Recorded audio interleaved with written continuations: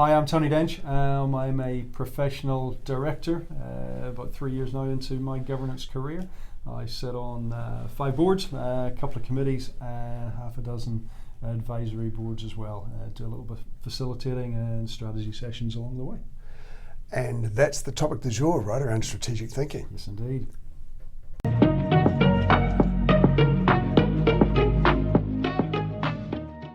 Hi, welcome to Governance Bites. My name is Banicevich, and as you just heard, I again have the pleasure of spending time with my friend Tony Dench. Tony, thank you very much for your time. Thank you. Looking forward to digging into this topic. It's one that'll interest me very much as well.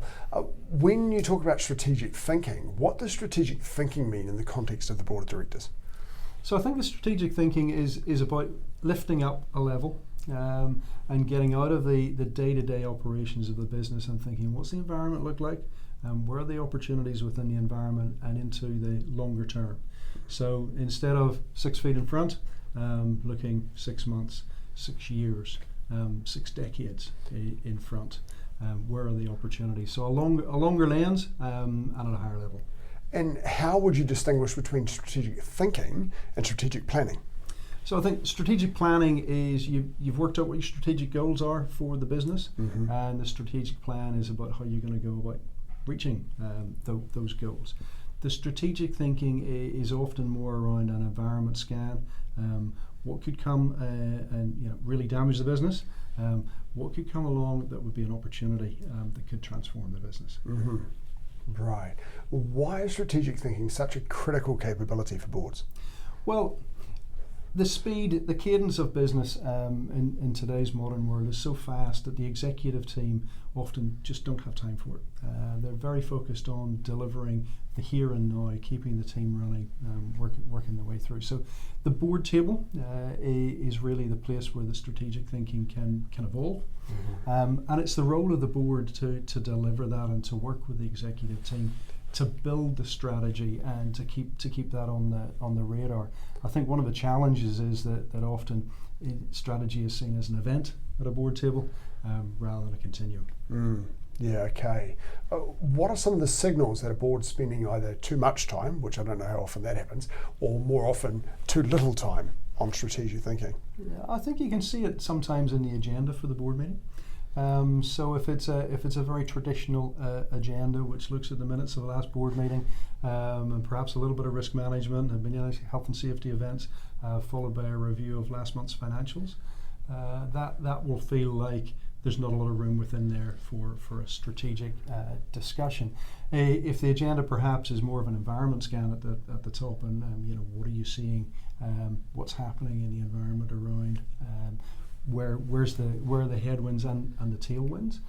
That fluid discussion can often lead into what does that mean for this business? And so when you see that in an agenda, I think that's much more likely to deliver a strategic mindset and a strategic discussion in that longer lens around the horizons for the strategy and the opportunities, as well as the risks that could come along, which prepare the business for addressing either one of those two things, or both. I've had a couple of conversations now with people who are very much about putting your strategic conversations at the front of the board meeting and following up with the operationals. How's the performance been the last 3 months, and the minutes of the last meeting being the last thing on the agenda. And I really like that approach. What do you think in terms of, say, a percentage split do you like to see of the time spent in a board meeting on strategic thinking versus what happened last month? Well, I think it will often depend on the state of the business at a particular time, but less about the time spent and I think more about the energy spent. So reviewing last month's or last meeting's minutes and looking at last month's financial accounts, it's often not the most dynamic and energetic element of the meeting, whereas an open discussion and a fluid discussion around what's happening at the moment, how do we think about this, how will this impact on this particular business for good or for bad, can generate a different energy. So I think it's more about the energy spent in a meeting and the split of the energy than it is about the time, because the review of those standing papers might take the same length of time, but probably not the same amount of energy. Yes. It's difficult to have a really deep strategic conversation. It's hard. It's hard thinking, and it can be exhausting. So, but it can also be energizing whenever you get to the opportunity pieces of it.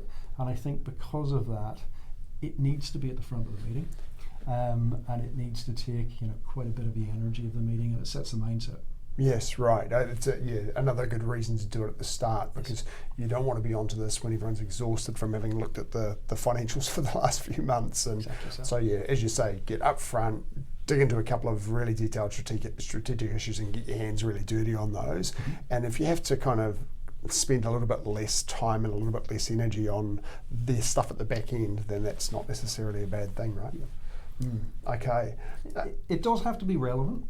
Yes. So it's not a general chat about the latest gossip in the economy or the international geopolitics, but that can be part of it. But it has to be relevant to the business, because otherwise it gets theoretical and quite irrelevant quite quickly. So bringing it back all the time to, and what does that mean for this business? The way that a way I've seen that done that I really like is actually having a couple of strategic topics on the agenda. So this is a topic we're digging into now. You spend 20 or 30 minutes discussing it and make some decisions and then go on to the next topic. Great. Yeah. Cool. How do you see the role of the chair in enabling effective strategic conversation? Asking the right questions. So the chairing piece, saying relatively less, but leaving space for others to talk and asking the right questions. So creating that environment for that conversation to flourish, without it getting off track and becoming into the less relevant area of it, and bringing it back all the time to, and what does this mean for this business? So the chair touching the conversation and steering it into that right area, and then leaving room for everyone around the table to talk and to contribute. Of course, the other piece of the chair has to do is make sure that everybody's voice is heard, so it's not dominated by one or two in the room. And often, if it's an economic or geopolitical type discussion, there will be directors at the table who are stronger in that suit, and maybe directors around the table who are more technical for the particular area of the business. And they might feel, well, I need to defer to these others who know more. Some of the insights that will come from those directors who are maybe a bit quieter can be stunning for linking it from what's happening in the environment to what does it mean to the business. Right. Absolutely. What structures or tools or processes best support boards in thinking strategically rather than operationally? Well, I think having it in the agenda to start with, deliberately putting it on the agenda, we are going to have a strategic discussion. And often there will be either a topic or a news item or a report that's been released that can be the starter for 10. The start of the conversation. So and maybe it evolves and it goes away from that and into other places, gets linked to other places. But I think that's a good tool to have something on there. Firstly, on the agenda, and secondly, with a starter of the conversation. Very difficult to say, oh, let's have a strategic conversation.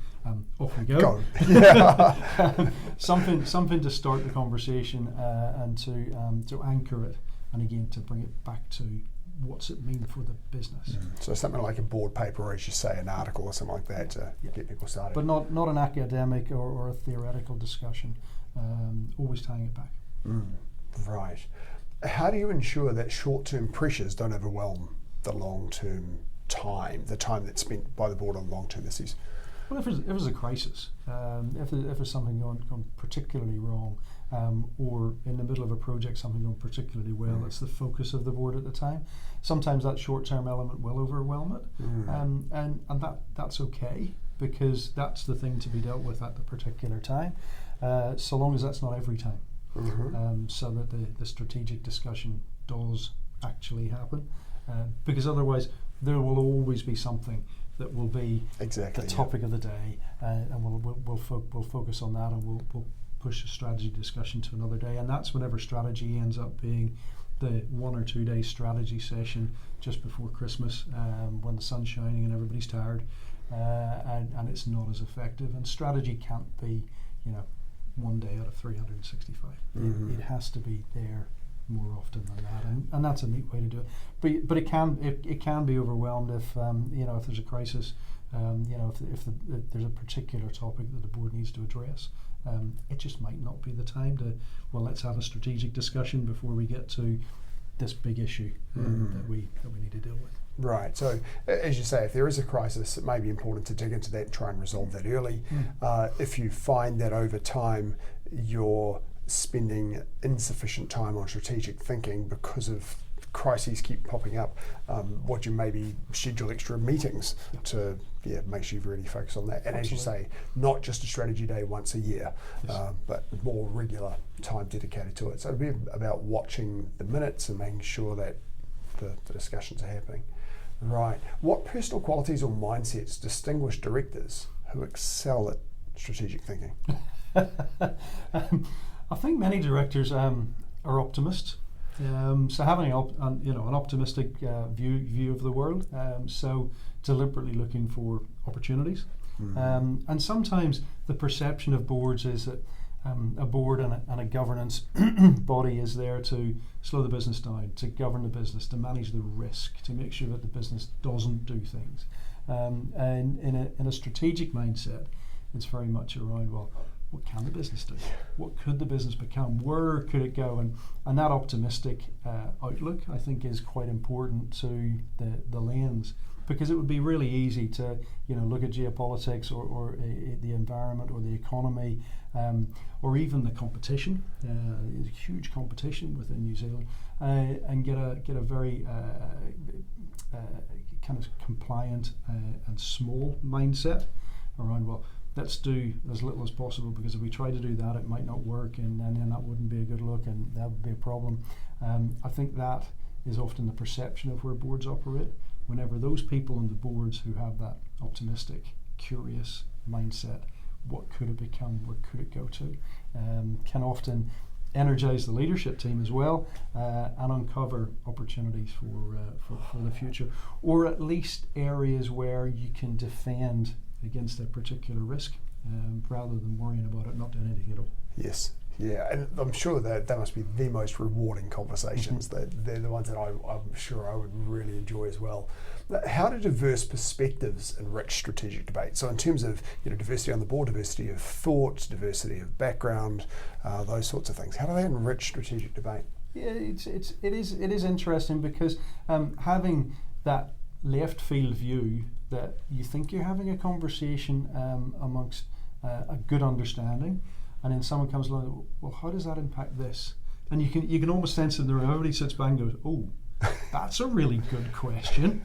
And that diversity of thought, which often comes from someone who starts the question with, I'm not really sure I understand this. And then they demonstrated that actually they understand it really, really well. They've got a really good perspective on it. And that can kind of stop a conversation in its tracks and make people think. And it's in that area where they're thinking and considering that different perspective that often the creativity piece comes through, and you can start to uncover the opportunities that can come from that. Or the problem that we need to tackle that problem before we go any further. I'm really glad we spotted it, because it would have stopped us in our tracks later on. Right. What are the most common mistakes boards make when they're trying to engage in strategic thinking? I think perhaps maybe trying to do it too deliberately and in too structured a way. Being comfortable with the unstructured conversation and letting the conversation flow, hearing all of the different voices, often even voicing or listening to what appears to be the idea that just couldn't possibly work. The silly ideas or the silly questions, or I don't understand when they do. I think allowing the room for that to happen at the board table is really important. It's like trying to force yourself to be creative, right? It's got to be a bit more organic and things. Being comfortable with that unstructured part of a conversation, because often a board meeting in particular is quite a structured conversation. So that unstructured element is probably where it's most creative. Yeah, that makes sense. What have you seen high-performing boards do differently when it comes to strategic thinking? What stands out? I think it's the same piece. deliberately having the strategic conversation and leaving scope for it to happen. Because it can be an uncomfortable space, and then having the ability to bring it back to what does it mean for the business. So the high performing board will bring it back and bring action points out of it, whereas the board that isn't quite at that level can just meander and get lost, and have what appears to be a strategic discussion, but without the outcomes. Yes. Without reaching any kind of conclusions about the question, what does that mean for this business? What could it mean? What do we do? What do we do next? To summarise the themes that have come out of the conversation so far around this point, firstly, dedicate time to it in the board meeting. Yep. Secondly, be comfortable with letting the conversation flow and go in directions you didn't expect. And thirdly, bring it back to what's relevant to the business. Yes. And then finally, get some action points. Yeah. Okay, that's quite a good summary. I did well. What advice would you give to a new director who wants to strengthen their contribution to strategic conversations? Well, I think read widely. Try and relate what you're seeing in whether it's reading the business media or just observing what's happening in the economy locally and abroad, and trying to draw those parallels, and then ask others. Oh, well, I've seen this happen in this market overseas. Do you think that could happen here? And the conversation that will flow from that will build the thinking, and understand that in strategy there's not necessarily anybody that's got all the right answers. So in many respects, the contribution that a new director has to make is with fresh eyes and fresh thinking. But really, everybody's thinking freshly for strategy. The interesting thing as well I find about strategy is, as you say, there's no right answer. So with the best intentions, with the best process, with the best thoughts and discussions, you may still come up with something that doesn't work. And as you said earlier in the conversation, be prepared to change your mind. When new information comes in, be prepared to adapt. Cool. Yeah, Tony, cool conversation. Great. Love catching up with you, mate. You. Look forward to catching up again soon. Excellent. And see you next episode. Good. Thank you for watching this episode of Governance Bites. We have more episodes on YouTube and your favourite podcast channel, where I interview directors and experts on various topics relating to boards of directors and governance. We'd love to see you back, and please like, subscribe, and share the videos and podcasts.